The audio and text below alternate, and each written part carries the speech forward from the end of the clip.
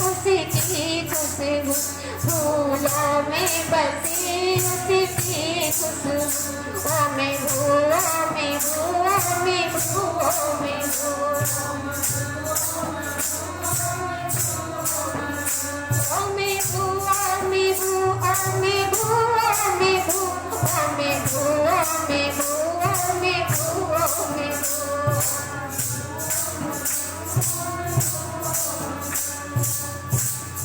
और कवि ने बड़ा सुंदर लिखा अंत में, भक्ति रस में दयानंद ऐसे बहे, भक्ति रस में दयानंद ऐसे बहे।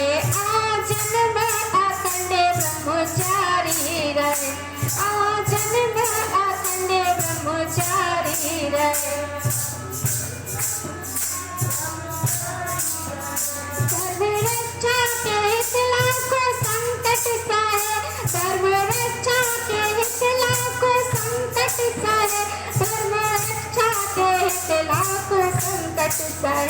मरते मरते भी कहते रहे, मरते मरते ऋषिवर यूं कहते रहे, क्या कहते रहे? तेरी इच्छा हो पूर्ण प्यारे प्रभु, तेरी इच्छा हो पूर्ण प्यारे प्रभु। ओ मैं भू, ओ मैं भू, ओ मैं भू, ओ मैं भू, ओ मैं भू, ओ मैं भू, ओ मैं भू, ओ मैं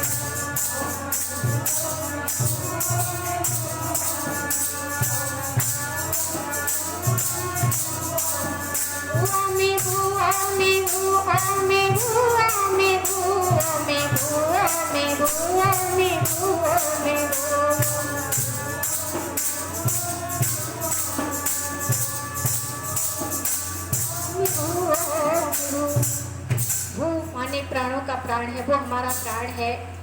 परमात्मा को माने कैसे? लोग कहते हैं हमने देखा ही नहीं, तो माने कैसे?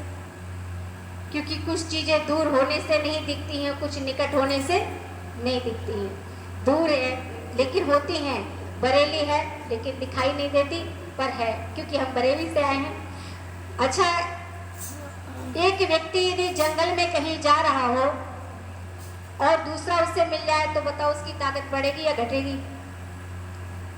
बढ़ जाएगी ना, ताकत उसकी बढ़ जाएगी। अकेला जंगल में एक व्यक्ति जा रहा है, दूसरा मिल जाए, और यदि परमात्मा दो हो जाए तो ताकत बढ़ेगी कि घटेगी? बढ़ भी चाहिए ना, नहीं बढ़ सकती, क्योंकि वो सर्वज्ञ व्यापक है, उसकी सर्वत्र नष्ट हो जाएगी। जो सर्वत्र व्यापक है वो सर्वत्र नहीं रहेगा। तो इसलिए परमात्मा का मुख्य नाम ओम है, इसलिए का ओम भू, वो है प्राणों का। तो उसके दरबार में सभी का खाता खुला हुआ है। कितना महान है वो परमात्मा। कहते हैं एक झांसी के सेठ थे, झांसी के सेठ हमारे के विद्वान बताया करते हैं, तो उनके संतान नहीं हुई, उनके कोई संतान नहीं हुई। कई वर्ष बाद जैसे तैसे उनकी एक संतान हुई, और संतान हुई तो लोग बहुत खुश, परिवार में सभी खुशियां छाई हुई थी। जब परिवार में खुशियां आई, लेकिन डॉक्टर जब निकल के आया तो डॉक्टर ने पता क्या कहा कि ज़्यादा खुशी होने की आवश्यकता नहीं है, बेटा तो हुआ है पर बेटा कोमा में है।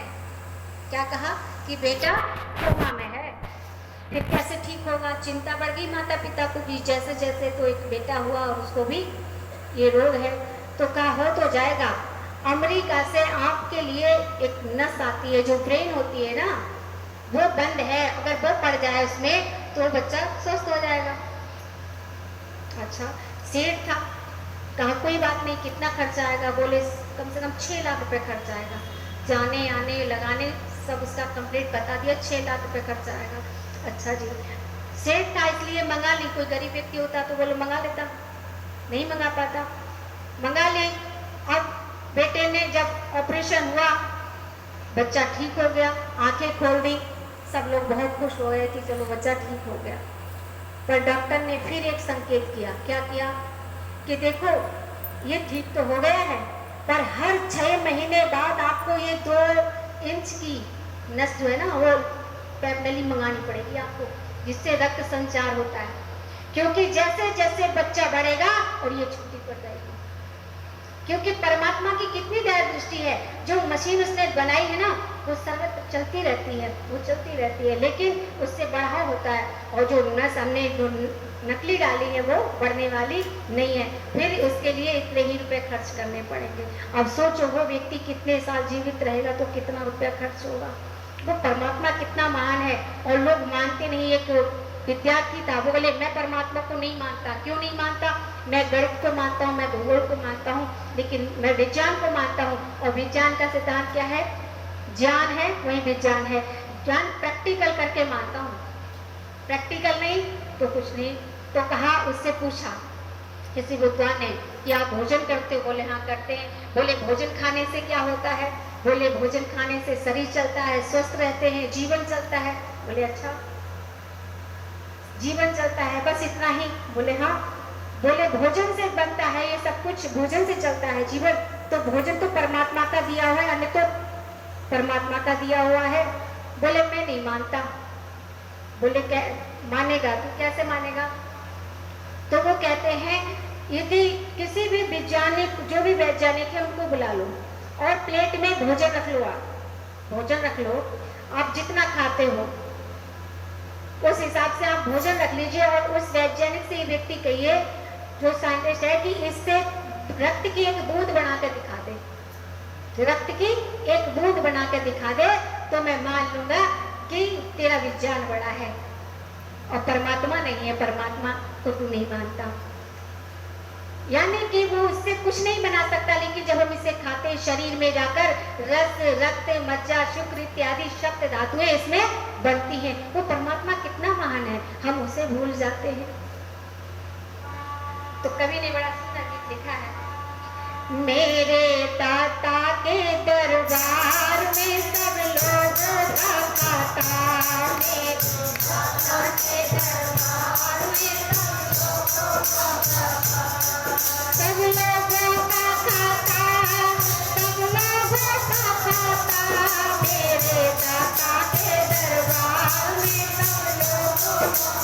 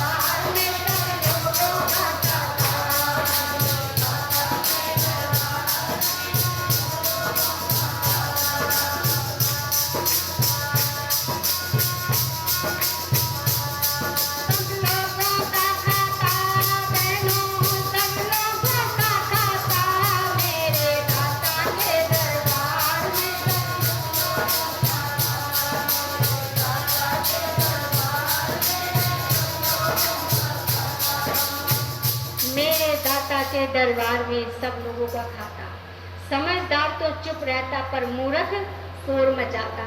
परमात्मा ने कितना कीमती शरीर दिया है और ये बंदा कहता है मुझे कुछ दिया ही नहीं। हाथ मारता है कि मुझे कुछ नहीं दिया है। अरे किसी से कहो अपनी एक आंख दे दो, 1 लाख रुपए ले लो, कोई देने को तैयार होगा? नहीं देगा। आज नेत्रदान भी कर देते हैं लोग, करते हैं, पर जीते जी कोई ले सकता है मरने के बाद? ये हमारे किसी चीज काम का ये शरीर नहीं है। अगर मैंने भी कर रखी है दान तो, पर मेरा बेटा कहता है मैं नहीं करवाऊंगा अपने सामने, अपनी माँ का ये हाल मैं क्यों करवाऊं? क्या मैंने अपनी तरफ से कर दिया है, अब इनका राइट है मिल जाने के बाद। तो दान तो करना है। दधीची जी ने तो अपना सर्वत्र अपना तन दान दे दिया था देश की रक्षा के लिए, तो वो समझदार थे। तो समझदार व्यक्ति परमात्मा की भक्ति करता है, उसका गुणगान करता है और उसने किसी चीज की कमी नहीं छोड़ी है। परमात्मा ने किसी चीज की कमी नहीं छोड़ी है। अच्छा बहनों, भक्ति में ही सुनोगी या कुछ पारिवारिक भी सुनाऊंगी?